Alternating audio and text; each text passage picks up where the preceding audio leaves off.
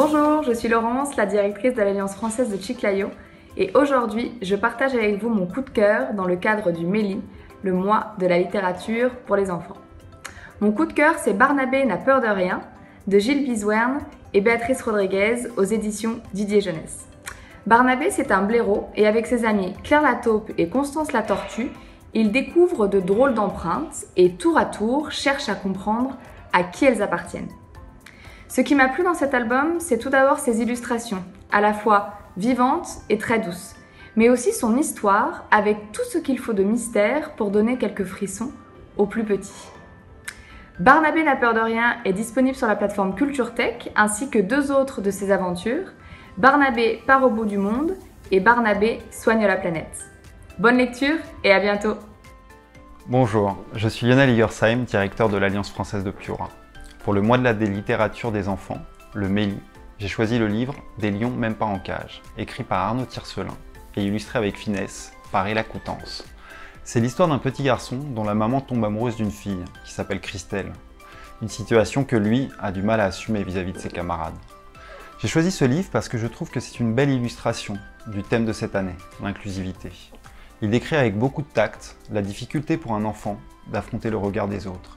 Et il montre comment accepter ses différences, c'est aussi une manière de sortir de sa cage. Comme les lions, si chers aux petits enfants de cette histoire. Alors on se retrouve sur Culture Tech, bonne lecture. Bonjour, je m'appelle Gabriel de la médiathèque de l'Alliance française de l'Arequipa, Tacna et Puno. Aujourd'hui, je voudrais vous présenter un château à Paris, de Doré Barbier et leur Gérard d'Ambition. Gustave, un petit Autrichien, profite des vacances pour rendre visite à sa cousine Mimi, qui vit à Paris. Dès son arrivée, il croise l'une des voisines de Mimi, qui a perdu son chat.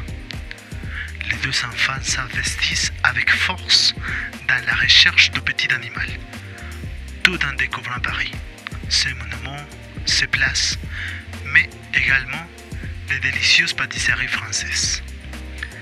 Les mini-romans de la marmite aux langues offrent aux enfants le plaisir de lire une vraie histoire en deux langues, en passant de l'une à l'autre sans contrainte. Ils découvrent ainsi qu'une langue est avant tout vivante et prennent vite plaisir à chercher les correspondances dans les expressions. Des références à la nourriture, aux habitudes et à la littérature française dans quelques pages si légères. Une très bonne approche communicative et culturelle pour les débutants. Bien Gustave, je veux te présenter la personne la plus importante de notre immeuble. Elle s'appelle Colette. Voici Gustave, mon cousin. Il arrive tout juste de Vienne en Autriche.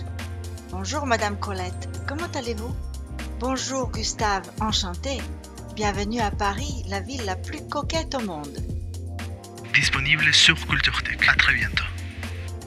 Bonjour à tous, je suis Gaëlle Bellavedova, directrice de l'Alliance française de Cusco. Dans le cadre du Festival de littérature pour enfants, j'ai sélectionné le livre Étranges créatures de Cristóbal León aux éditions Notari. Il s'agit d'un livre qui cherche à sensibiliser les enfants aux questions importantes du monde actuel de façon facile et accessible grâce à un graphisme attractif et vivant. Vous pouvez retrouver ce livre sur Culture Tech et je vous souhaite une excellente lecture à tous. Bonsoir à toutes et à tous, je suis Laura Ayèche, directrice de l'Alliance française de Trujillo. Mon coup de cœur pour le MELI de cette année est le livre de Béatrice Rodriguez, Tu veux ma photo, aux éditions Point de suspension. Une histoire très amusante pour les enfants, les adolescents et même pour les adultes. Alors pourquoi cet ouvrage? Eh bien tout le monde peut se reconnaître dans ce récit. Qui n'a pas envie d'aller à l'école pour un bouton sur le nez, un épi rebelle ou encore une tenue qui ne nous plaît pas et parce que nous avons peur des moqueries et du regard de nos camarades de classe. Je suis sûre que vous allez vous identifier avec un des personnages de l'histoire. Je vous invite donc à lire ou écouter ce récit sur notre plateforme virtuelle Culture Tech, non seulement pour améliorer votre français, mais aussi pour y découvrir des habitudes bien françaises, comme celle de la fameuse photo de classe, tant redoutée de nous tous. Alors bonne lecture ou bonne écoute, et à bientôt. Bonjour, je m'appelle Camille Delaune, je suis responsable des médiathèques à l'Alliance française de Lima, et aujourd'hui dans le cadre du MELI, Mes de la literatura infantil, mois de la littérature jeunesse en français, je souhaite vous partager mon coup de cœur. Mon coup de cœur, c'est Barnabé soigne la planète, publié chez Didier Jeunesse, écrit par Gilles Bizouerne et illustré par Béatrice Rodriguez, notre invitée d'honneur du Mélis cette année en 2021.